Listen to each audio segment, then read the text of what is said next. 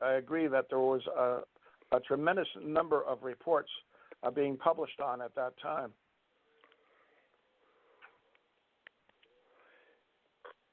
Yes, and of course we had the official investigation,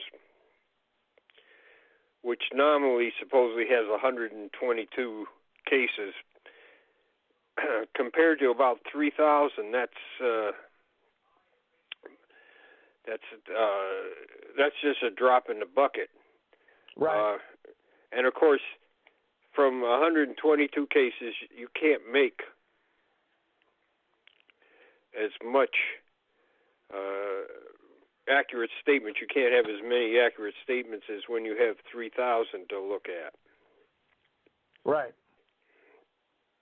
And I have been very interested in the reports that have come out by Costa, Cheryl Costa, who wrote a book about the desktop reference book that she and her partner wrote all the way across the United States, and they documented a tremendous number of sightings in the last 3 decades all around the country.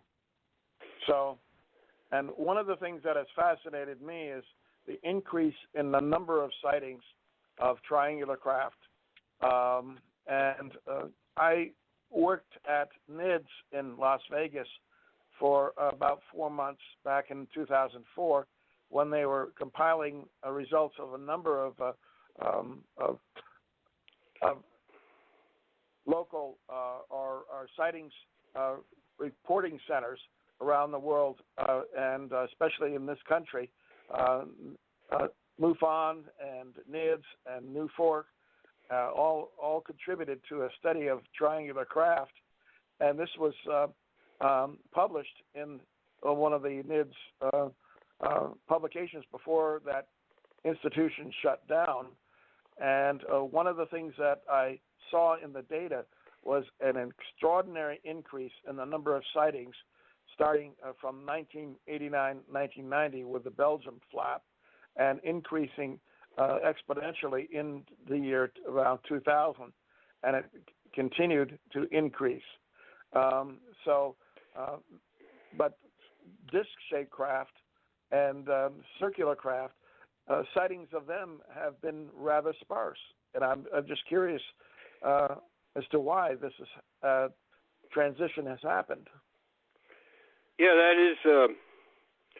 that is interesting. Also, it seems that close encounter cases have sort of fallen off the last 2, maybe 2.5 decades. Especially since the millennia changed. There seems to be a falling off of close approaches where, say, 66, 67, there was a massive number of this close approaches. It's hard to figure out exactly why. I've been working with the CUFOS files. I've been scanning them, put them on, digitizing them so they can. We can carry around our filing cabinets on a thumb drive, so we have portability of a large amount of data, and this has led to certain things, just like the fall off of close encounters, more triangular shaped objects.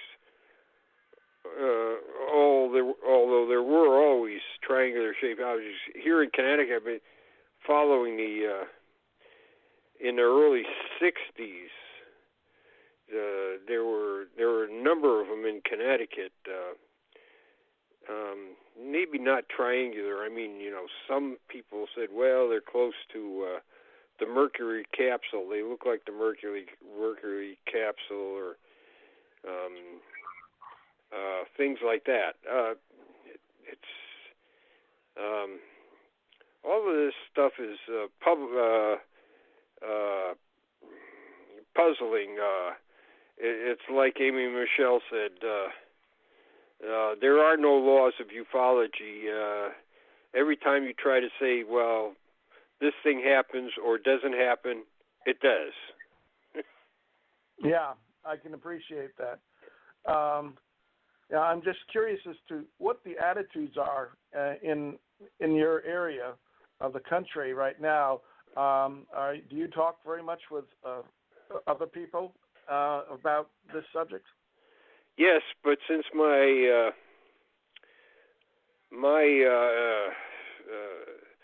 emphasis is on historical, most people want to know what's up to the minute. So right.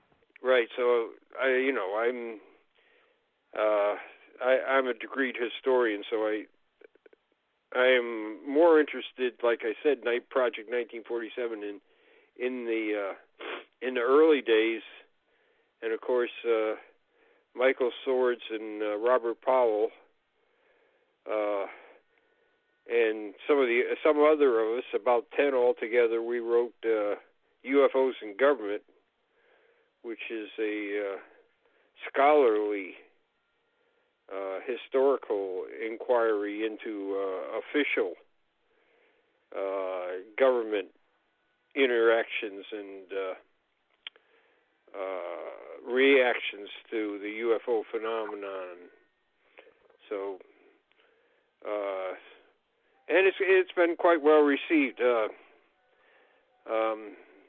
It was recommended, as a matter of fact, for acquisition by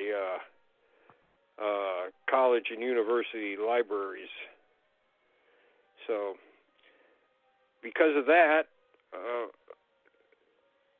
there's a lot of academics that have been exposed to a more, let's put it, scholarly inquiry into the history of the government reaction to UFOs. Since I've spent a lot of time in academia, and as I mentioned at the beginning of this show, my involvement in this subject didn't really begin until 1992, and I was really shocked by how much information was available to the public, while in the halls of academia, I rarely ever heard them mention the word UFO. And yet, are you familiar with this new book that's out by Dr. Pazulka called American Cosmic? Yes, I've scanned through it. It's interesting. When McDonald was interested in UFOs, at the time I was working at MIT, so I had access to their library and their libraries, and there are let's put it this way, maybe not discussions, but descriptions of UFOs in a lot of scholarly journals, and I'm not talking about pre-1947, but up there. And what I was doing while I was there is going through and seeing if I could come up with some references, and then anything I couldn't find at MIT, I sent on to McDonald, and he had people at other universities could try to look these things up. I remember we had two stubborn ones that were hard to find, one in Italy and one in the Netherlands, and they were both from 1954. And, I don't know if he ever found them, but it is interesting, and there just seem to be more or less hidden. I mean, the interest didn't appear to be. There didn't appear to be a lot of interest in academia. But the reason I brought up Pazulka's book is that what she describes is almost an awakening within her university and other universities, and more people interested in the subject and talking about it, even though it might fall under Alan Hynek's Invisible College category, where there's not as much of a stigma anymore about talking about this subject. Right. The University of New Mexico wants to acquire. In fact, they told me they're not afraid of a lot of data, which we have a lot of data. Like Hynek said, we have an embarrassment of riches. We have so much data. So they've been saying, the amount of data doesn't scare us. We're starting a huge archives down here, and we can absorb huge amounts of UFO data. So they've indicated the head, like the dean and president have indicated they want to acquire this anything they can for their new archives. So that's hopeful.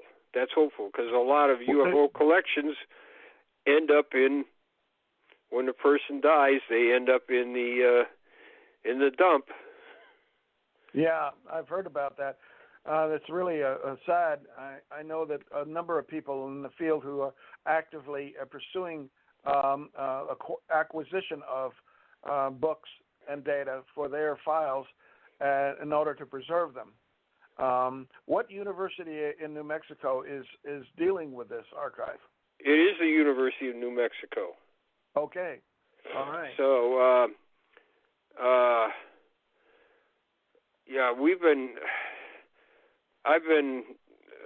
we have a small group of historians that have been collecting this material. So I have Robert Todd's files. I have Dr. Willie Smith's files. An Englishman named Andy Roberts. I have his files. And that also, we're trying to get that digitized. So I have what I call my digital filing cabinet here, and I can walk around with it in my pocket because it's on a thumb drive, and right. It involves